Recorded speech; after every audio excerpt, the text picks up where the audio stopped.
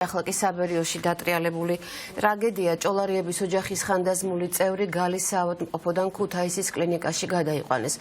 5 მცირეწლოვანი ბავშვის ბებია ხანძრის შედეგად დაშავდა, მას ღუმელის ანთებისას ბენზინი ნავთში აერია, რის შედეგადაც სახლში ხანძარი გაჩნდა. ბავშვები, რომელთაგან ყველაზე უფროსი 7 წლის იყო, უმცროსი კი 4 თვის ადგილზე დაიღუპნენ. როგორია დაშავებული ბებიის მდგომარეობა? ექიმებს ესაუბრა ირაკლი ვაჩიბერაძე და ის ახლა პირდაპირ ეთერში ჩაგვერთვება. გისმენ ირაკლი. ოკუპირებულ აფხაზეთში ხანძრის შედეგად დაღუპული 5 მცირეწლოვანი ბავშვის ბებია რუხის სამედიცინო დაწესებულებიდან ქუთაისის რეფერალურ კლინიკაში გადმოიყვანეს.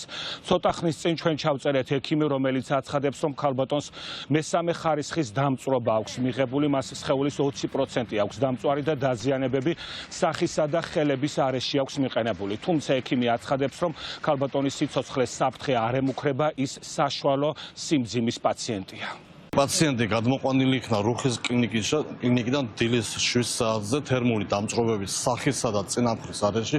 შემოსვლისას პაციენტის ზოგადი მდგომარეობა იყო საშუალო სიმძიმის, კონტაქტური, ადეკვატური, აღნიშნებოდა დამწყობითი ჭრილობები და სახისა და ორივე წინამხრის არეში.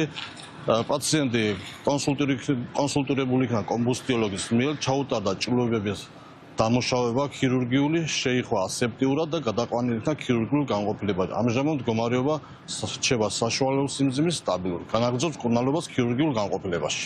მე მაყურებელს შევახსენებ, რომ შემზარავი ტრაგედია ოკუპირებულ აფხაზეთში გალის რაიონში გუშინ მოხდა. მცირეწლოვანი ბავშვები ბებიასთან ერთად იმყოფებოდნენ, რა დროსაც ხანძარი მოხდა და 5 ბავშვი ადგილზე დაიღუპა.